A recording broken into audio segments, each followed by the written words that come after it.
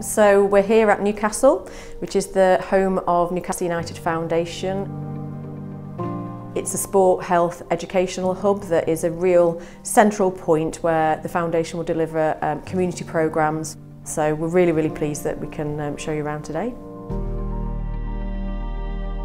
So there was an old community centre here that had really been here since the late 1960s called Murray House.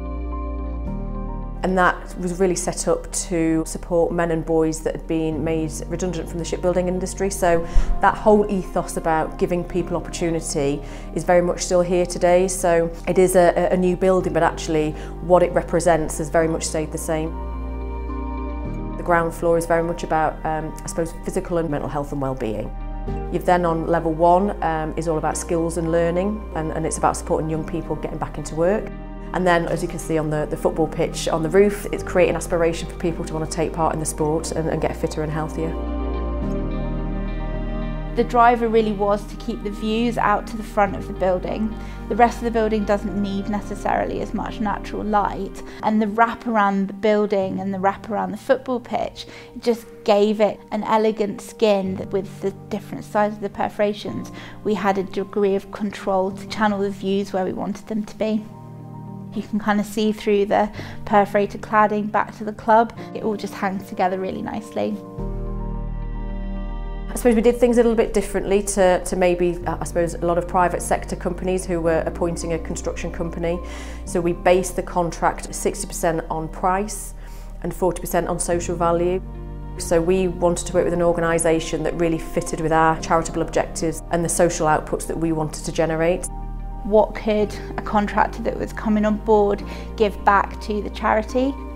Great opportunity to get young and unemployed people into work through apprenticeships, and I think Robertson's enthusiasm for that sort of social value side of things kind of like really shone through. It felt like it was ingrained through the company. At Robertson's, we tend to try and have happy sites. We try to keep everybody within the area, all the subcontractors.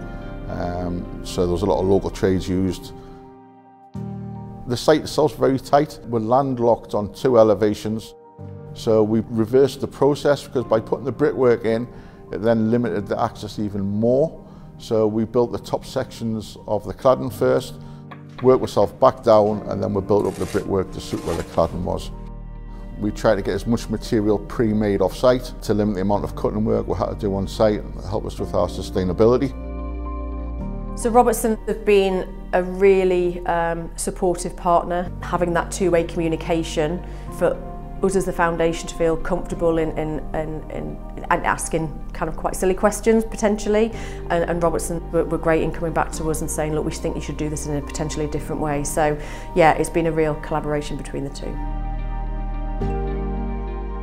The standard of the building is fantastic. I'm a Newcastle United fan, so to do something in the stone's throw of St James's Park is something really special. It was a real honour and a real, very happy situation for me to be in. I think working with the foundation, there's kind of a lot of passion that comes with them. So that story in terms of architecture is something that you don't get to work on all the time. I think from the very beginning, all the partners have been really bought into the ethos of what we were trying to do here, which was build a community facility that will change this area. This is a building, it's the people that use the building that bring it to life.